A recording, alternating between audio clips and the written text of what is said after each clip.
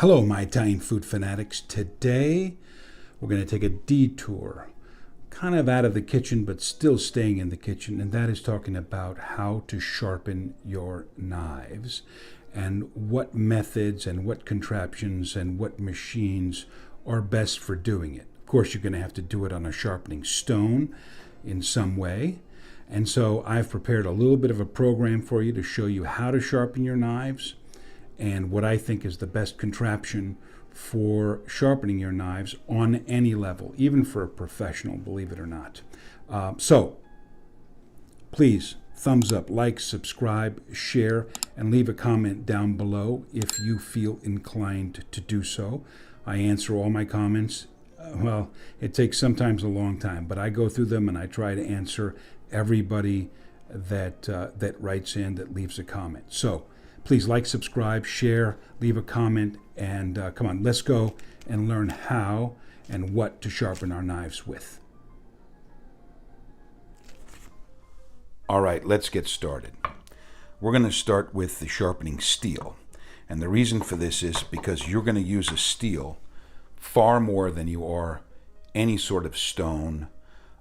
Even if you use a machine, after the machine, I suggest that you steel your knives, and you're going to need a steel. These two here are diamond steels. They have little bits of diamond on there, minuscule amounts that actually help to sharpen the knife. This red-handled one is a medium, and then the green-handled one is fine. These act almost like sharpening stones in and of themselves. They're certainly not a substitute for this, which is a regular steel, which takes the fine burrs off of the edge of the knife and essentially puts an edge back on. In a commercial kitchen, when chefs are working, they'll start their day and they'll steel their knives a few times. Then they'll go about working, and a lot of times that's the only time you'll ever see them use the steel. Other than when the knife gets a little bit dull, they'll stop for a second, take the steel out, hit it a few times, and then go back to work.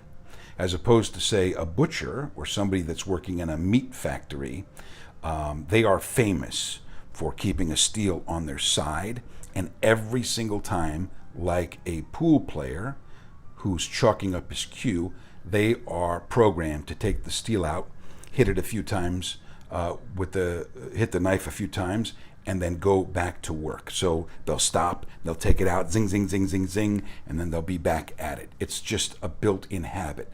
But in a regular kitchen, there is no time to hold a steel next to you and to be doing this sort of a thing. You do it once at the beginning of your shift, and maybe once or twice in the middle of the shift, if at all, and then continue on.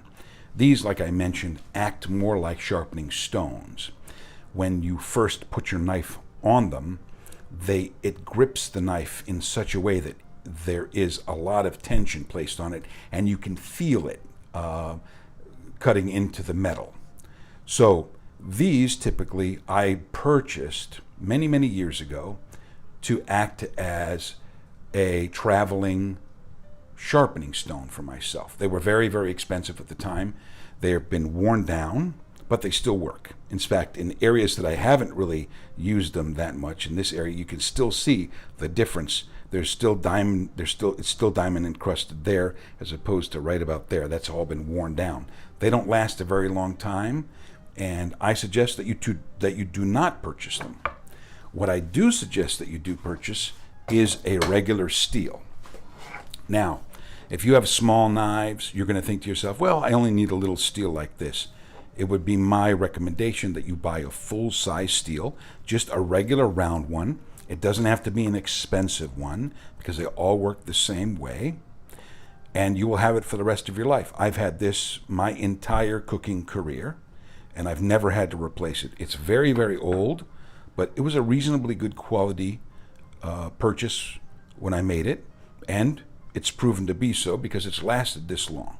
So now let's talk about how to steel the knife. You take the steel in your least dominant hand and hold it like this, and with your most dominant hand, the knife. It goes from the heel or the bolster, whatever you want to call this, all the way to the tip. So you must begin at the back at the heel or bolster and go to the tip like this, at an angle. Now this is the safest way to do it. Why? Because the blade is going away from you, okay? As opposed to towards you. Now, you'll see these professional chefs, they'll hit the steel, zing, zing, zing, zing, zing, and they'll do it really, really fast, and you'll want to be able to emulate them. However, doing it the wrong way will actually make your knife more dull than it will sharp. So it's best to start very, very slowly, and I can't tell you what angle, because I just do it naturally. It was through trial and error and practice that I am able to do this. But after a few times of practicing, serious practice, you take a few minutes every day and practice stealing the knife, just like this, and you will eventually develop the feel or the touch for the proper angle on your knife, and it will add an edge. It'll make it sharper noticeably. Now that's one way of doing it. The second way of doing it, which is safe, is to actually hold it straight up and down like this, and then go straight down on both sides. I'm going to hold it at an angle so you can see better, like this. I don't use this method, but if you feel safer doing it this way as opposed to the way that I just showed you, it's the exact same thing. It's just that the steel is held with the tip of it on the cutting surface or on some semblance of a surface. All right?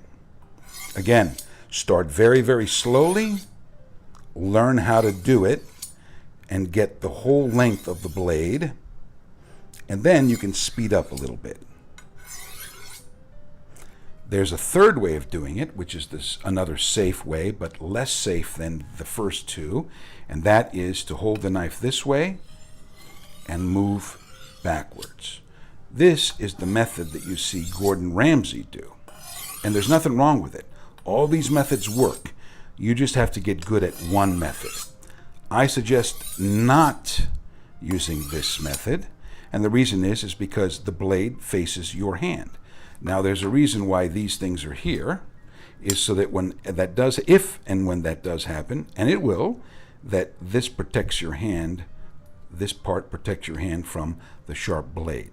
So going this way works if you want to be like Gordon Ramsay, if you fancy yourself, if you're a Gordon Ramsay fan, but that is one way that you can do it as well. And then there's the most dangerous way, which I suggest you not do, and that is to come down this way.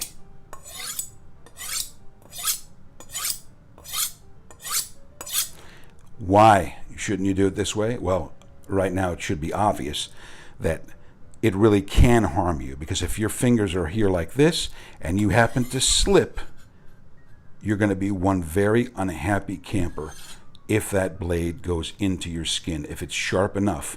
And even with these, when you're going very, very fast, trust me, you will cut yourself and you won't even know that you've cut yourself. I remember a butcher once telling me he was butchering sides of beef, and they were going very, very fast because you have to produce, and he had felt a warmth in his crotch area. He stopped to work, and his knives were so sharp that he didn't even feel it, that he had cut himself. It took something like 200 stitches to stitch him back up. It was a nightmare, all right? So if your blade is sharp enough, you can cut yourself and not even know that you've done it. So please, don't use these methods. Use this method. Learn this method and this method only. And then, of course, anybody standing in front of you is in danger, but you can eliminate that by facing a wall. Practice slowly, going from bolster or heel to the tip, and in very short order, you will learn and know how to steel your knife. And this should be done after the sharpening stone after the sharpening machine of any sort, and even after the diamond steels that I showed you. All right, this is the last bastion. And then when you want to, again, like I said, put an edge back on, it's getting a little bit dull. Zing, zing, zing, zing, zing. You hit it a few times, and the edge will come back. It's only when the knife gets extremely dull that you're going to resort to our next methods of sharpening the knife, and those are going to be using stones and machines. And we'll be right back with that in a moment. All right. The first method that we're going to explore for sharpening our knives is by using a stone. This is a stone that is lubricated with oil. We also have wet stones, which are lubricated with water. And then, of course, there are systems, there are grinders and things like that that don't use any lubrication at all. And those I don't recommend, but we'll get to those in a second. This is a 3-stone contraption or machine that is used in industry. You'll find this, and this is the larger version. There are smaller versions too. It's about $210, something like that, dollars to buy one of these today. And it's 3 stones. Oil goes in the bottom.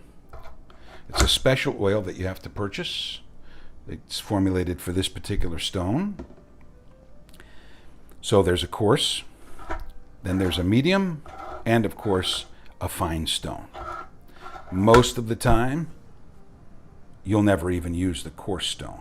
And if they do wear out, which in my entire life I have never seen one of these stones wear out, they can be unscrewed and a new stone replaced. So you buy this essentially for life. You'll find this, again, like I said, in large hotels where maybe 100 people are in the kitchen. And this will float from area of kitchen to another area of the kitchen. You'll run around looking for it. Where's the sharpening stone? Eventually you'll find it, or if they don't put it back where it's supposed to be. And this is what a professional chef will use in industry, or did when I was more involved in industry, to sharpen their knives. There is a drawback to this particular way of sharpening your knife, and that is because of the heel or the bolster of the knife. You notice that this heel or bolster is very, very thick, and so consequently you cannot sharpen this portion of the knife properly because it's not going to ever touch the stone. And for that reason, what will end up happening in the long run is that your knife will become bowed. I don't know if you can see that, but it looks like the Concorde from my perspective. This area has been bowed because of sharpening on a stone like this. This is the first knife that I ever owned as a kid, and I learned how to sharpen it on one of these stones and got it to the point where I could make any knife absolutely razor sharp. Now, and I didn't use any contraption to, lock my hand or the blade on any particular angle, but you can see here how it's kind of bowed a little bit. That's a better illustration looking at it from this angle. So you have to know that if you do use a stone and your knives do have this sort of a bolster, over time it will bow. All right? So that's something to keep in mind. I'm going to come back in a second and show you how to sharpen the knife on this stone. All right, we're back. I'm going to show you how to sharpen your knife on this stone using the medium and the fine grit. What you do is you angle your knife here just like this, and you have to start at the bolster or the heel and go all the way to the tip, just like this. Now, I can't tell you what angle. That's all experiential. There are little doohickeys that you can buy that you can put on the knife that hold it at the proper angle at 15, 17, or 20 degrees. I don't own any of them. There's other ones that you can actually put on the stone itself and run the knife back and forth that keep the knife at the right angle. But I never learned that way. I learned through trial and error. And all I did was put the knife at a very severe angle. In fact, you can see right here where the stone actually has gone up against the metal. Now that may be bad. A professional, for example, knife sharpener might look at me and say, that's not good. But what it did do is it created such an angle that my knives were always absolutely razor sharp. So you go from the heel to the tip. Let's say you're going to do this about 15 to 20 times. Then you switch and go on the other side about 20 times, 15 to 20 times, and whatever number you decide on. Then you turn around and you go half that number, for example. Instead of doing it 20, you'll do it 10. When that's done, 10 on the other side again. And then 5. And then maybe 2 or 3, and that's it. So you're done here. Then you turn around and you do the exact same thing, but on the fine. Now, there's one thing too that you have to keep in mind, is that if I can remove this, the stone has to be level. And so you will see in industry, or if you talk to professional chefs and they have this particular Norton tri-stone, that they will take it out of the this area that they have, where it's seated, and they will put it this way in order to ensure that it's flat and that one side doesn't go above the other side. Now this has a little bit too much oil on it. I do that on purpose to keep it fully hydrated. I'm going to wipe a little bit of this off, and you repeat exactly the same thing with the fine stone. Again, 20, 20, 15, 15, 10, 10, 5, 5. And if you do it the right way, just at an angle, it's almost as if it's touching. I don't know if you can see right here, but you can see how right in this area it's actually grinding down. The angle at which I am sharpening the knife, I don't know what it is, but all I can tell you is it becomes razor sharp. You put your fingers on here like this to steady the blade, and you have to be careful because sometimes if there's a lot of oil on it, your fingers might slide. So again, I don't have to do it with this knife because this knife's already sharp. But you get the idea. All right, so now let's move to the next sharpening stone that I want to show you. All right, here is a different type of a sharpening stone. This is a whetstone. It was a gift that was given to me by a dear friend of mine who's a sushi chef here in Los Angeles. His name is Kei Nakamura, and he's probably one of the best sushi chefs in the city. He uses this particular stone. It's a 1200 grit, extremely fine, to sharpen his knives. And it was given to me as a gift because in the Japanese culture, you do not give a knife as a gift. If you do give a knife, it signifies a cutting of the friendship. In Europe, if you're going to give a knife to somebody as a gift, you give them a knife and a penny or a dollar along with it.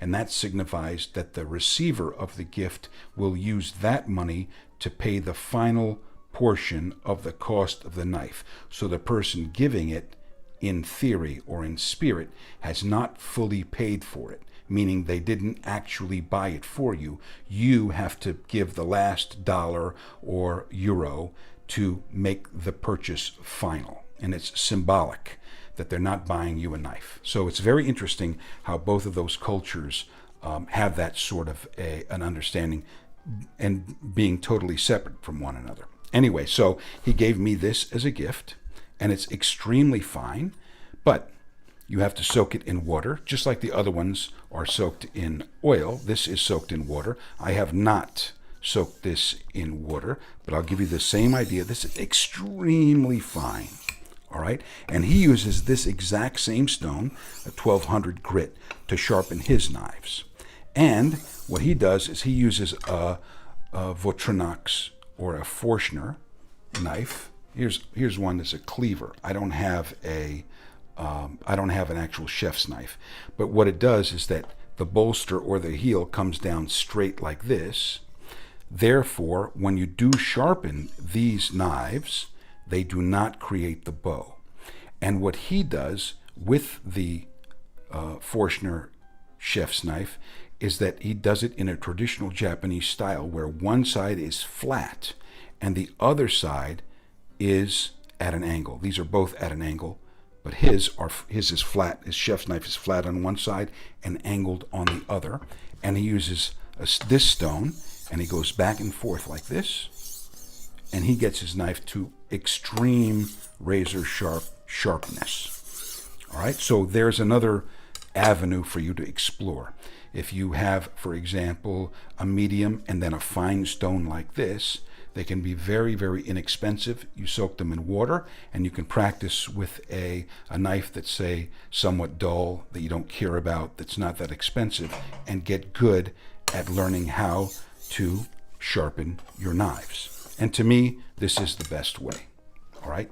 Using a stone, that is. Not necessarily this particular stone, but using stones and taking a little bit of time. Once you get them to a razor sharpness, all you have to do is steel them, and then every 6 months or so, and I'm talking about somebody who's a professional in the industry and is working day in and day out, every 6 months or so, or maybe at the most once a month, you're going to go back to the fine stone, give it a few goes on this stone, and then go back to the steel, and you will get back to a razor sharpness.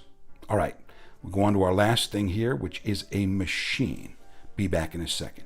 All right, here we have a Chef's Choice sharpening machine. This is an interesting one. It's a little bit more expensive than, for example, their bottom of the line. It was the top of the line when I first got it. It sharpens at a 15 and 20 degree angle. 15 being the East Asian knives and 20 being the US and the European. So here's the Asian or East Asian and European American, and then this is a finishing stone, okay? You put the knife in to sharpen one side here, and then again to sharpen the other side like this. Okay, this uses no lubrication other than a grinding wheel. It's about as harsh on the knife as I would venture to go. But let me turn this on. It might shake this a little bit. You may see some vibration in the video. But this puts it in at the perfect angle.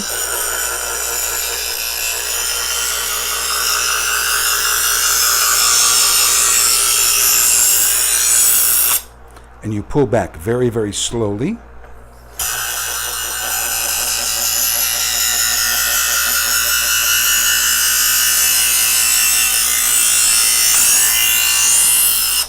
And you do that 6, 7, 10 times on each side.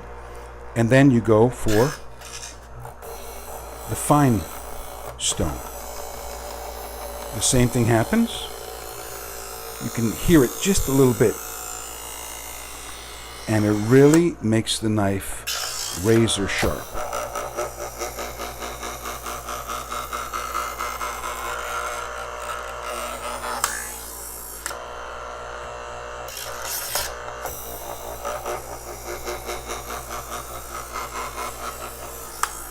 So with this sort of a stone, there's no guessing. The angle is there perfectly for you. And if you do this another 10 times on each side, after you've done it in the first or this one, depending on what you enjoy, what you like, it will add a very, very razor sharp edge to the knife. However, this does not mean, in my opinion, that you can then let it go at that. You have to steel it after this, as far as I'm concerned, as well. All right? And whenever you steel your knives, and whenever you use a sharpening stone, you must take the knife and clean the edge, because look, that's what you're going to get. Even when you steel it, every once in a while, you'll get little burrs of the metal that are on the blade that should be cleaned up before you use it. See that again? That's terrible. Well, it's not terrible. It is the way that it is. So if you use a steel, make sure you take a damp cloth and wipe your blade really, really good after you're done so that you don't get these shavings in your food. All right, so that's it. We have one more contraption that I want to show you, and then you'll have all the information that you need at different price levels, at different ease of operation levels to make a choice on how you'd like to sharpen your knives. All right, here is the final contraption. It is, I don't know, these are branded. These are made in China. There's probably one person or one company that manufactures them, and then they brand it for various other companies. Either that or it's every company for themselves. They steal one another's ideas and copyrights, and either that or maybe this came from a European, an idea from Europe. I have no idea. So this attaches to a ledge or a workbench, and then this contraption here is the angle is fixed on this. The blade goes in here, and the sharpening stone goes across it like this. I'm sure you've seen it. It's becoming very, very popular online. This is about $35, $35, $40, and it comes with a bunch of different sharpening stones or whetstones. You'll see those in just a moment. All right. So they're a lot smaller. They're about this wide, and they go on the bottom here, so they go against the blade. It's kind of like a reverse sear. Rather than taking a knife and going on the stone, you're taking the stone and going on the knife in an arc, but at a specific angle. This is perhaps the easiest and best way for the price and the learning curve to sharpen your knives. Second best way would probably be the machine, the electric machine, and of course the professional ways for somebody that's really dedicated and wants to do it. But for $35, this is darn good. And we're gonna go outside onto my workbench and I'll show you how this thing works. All right, here we are outside. First things first, I've taken the medium and the fine stone and I've submerged them in water. They need to be submerged for about 5 minutes. So I will, while these are soaking, you can see there's little bubbles there. We have to soak them until the bubbles are theoretically gone. I don't particularly believe in that. That's what they tell you. But I think that you should soak them in there for about 5 minutes minimum, if not a little bit longer. You can't hurt. The longer, the better. So now let me come back and I will attach the contraption to this bench. Please bear with me. It's very windy today, so you may hear some noise from the wind. When I take this contraption, I've removed the other arm that's going to go here. I'll put it back in just a second, and we're going to, like I mentioned earlier, secure it to the bench, just like that. Now, this piece is going to go through this little hole here, and we're going to secure it at the end with this little bolt, or whatever you want to call it, this doohickey. And we do that when we know that this area right here is going to be where the knife blade is going to sit. So we'll take this and we'll secure it there. Now, they don't tell you about this. They give you like an Allen wrench to use, but it's a lot easier if you just take some pliers and twist it up like that. So now that this is secure, we can take our knife and install it here like this.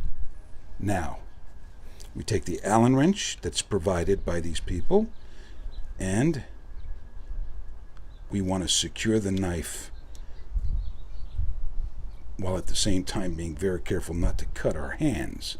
Again, there are trade-offs here. I wouldn't allow my child to use this particular contraption because of that. I'm going to turn this back down just like this a little bit so you can see. we're going to take the measure divider and have a level.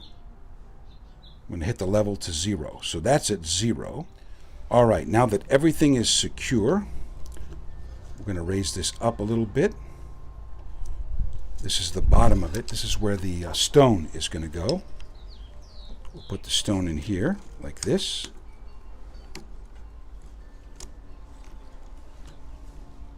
Going to lean it this way. And see, we're at 26 degrees. So we're going to lower it. 25, 24, 23, 22, 21, 20, 19, 18, 17, 16, 17, 17. There we go. And we'll tighten it up like that. And now we can sharpen by turning this over this way and going against the blade. Now, you start from the back and move to the front, just like you would with a regular stone. Except it's a reverse sear method. Instead of taking the knife and running it on the stone, we're taking the stone and running it on the knife. And of course, when you want to do the other side, you just switch it around that way. Now, I've already sharpened this knife, and it is pretty sharp. But that's the medium blade. And then when you want to change the fine blade, the angle is already fixed.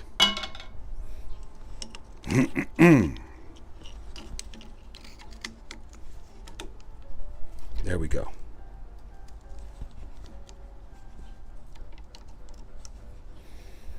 And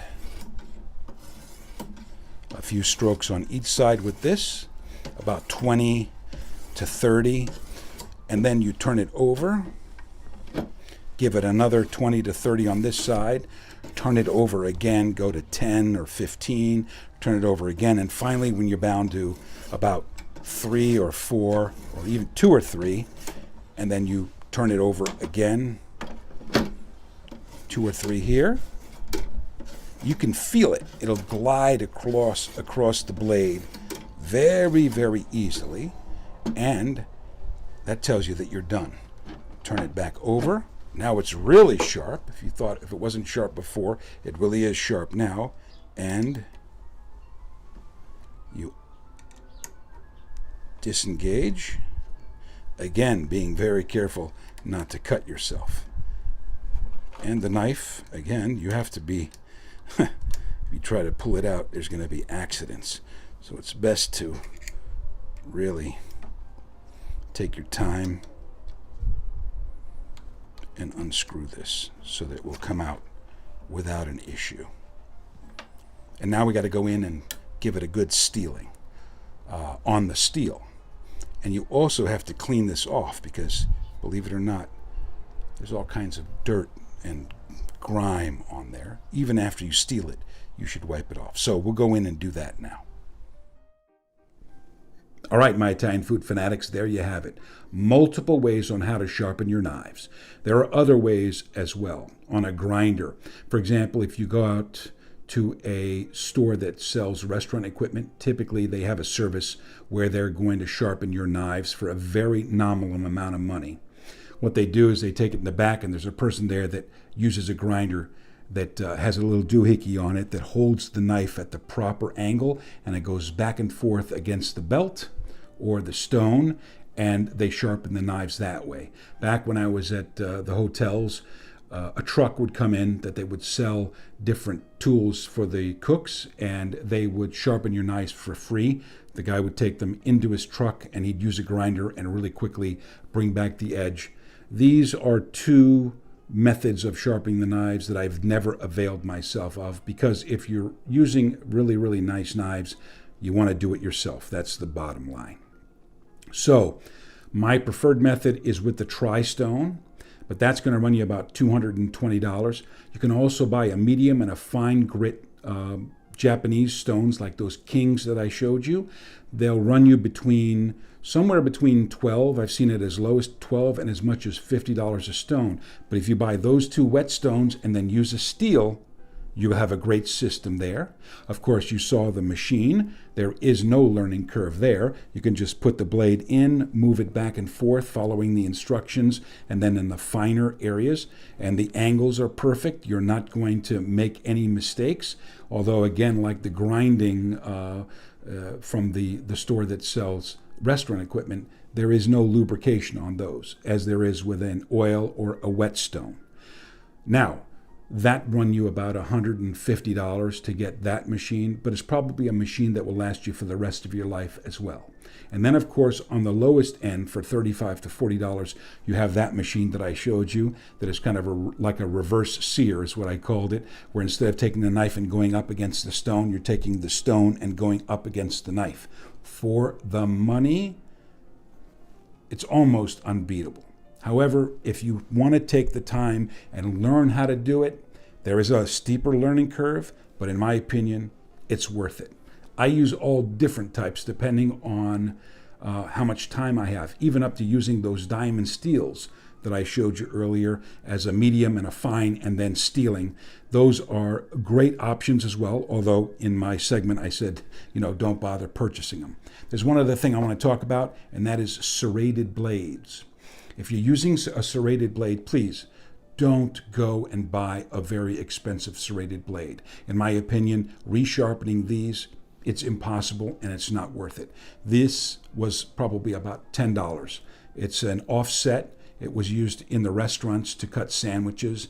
And when we used them there, as soon as they got a little bit dull, we would throw them out and just pull out another one. These are very, very inexpensive. At the time I bought this one, probably $10. Now, who knows? They could be $20. But for $20, even at that price, they're worth it. In fact, look. Here. Constantly changing them. I have 4 of them here. God knows how many I've gone through in my life. But these were the ones that were still a little bit sharp. And I brought them home, and now I have them in my collection. Another thing. One last thing about artisan knives. You'll see these beautiful artisan knives that have steel that have been folded one time on top of another, and they're very expensive. They're $300, $400, $500 for a chef's knife, and they're worth every single penny if you want to show them off. You're going to be on tour, or you're going to be on TV, or you have an appreciation for the cutlery and the artisan way in which the steel is manufactured. That's fine. But if you want a workhorse of a knife, I suggest you get a Wüsthof chef's knife. Whether it's going to be 8-inch or 10-inch, I would I would shy away from Zwilling Hinkels. Their professional line has gone down in quality in the last 10 years. In fact, I used to use them exclusively. And one of my knives broke, and there's a guarantee on their knives. You can send them in and get a brand new knife. I sent mine back. They sent me a brand new one, and it was a very, very thin piece of, a very, very thin blade here at the top. And to me, it just wasn't worth having.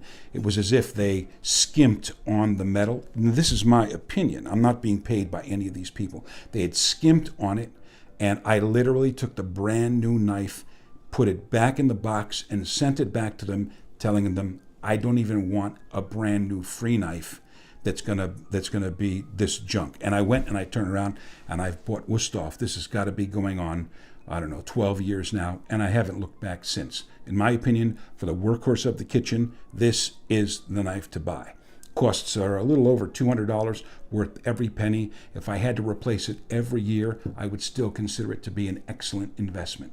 On the lower end of the price spectrum, Victronox, which used to be Forstner, is another excellent option. In fact, their bolster or heel comes down and is very, very thin, all right, so that when we do sharpen them on the stone, they're not going to bow like this knife will eventually, all right? I just prefer this knife to the Victronox, but they are an excellent brand as well. So there you have it. Please thumbs up, like, subscribe, share, leave a comment below, tell your friends, especially if you have somebody that is wanting to get into cooking school or get into this or is thinking about buying a knife or what have you.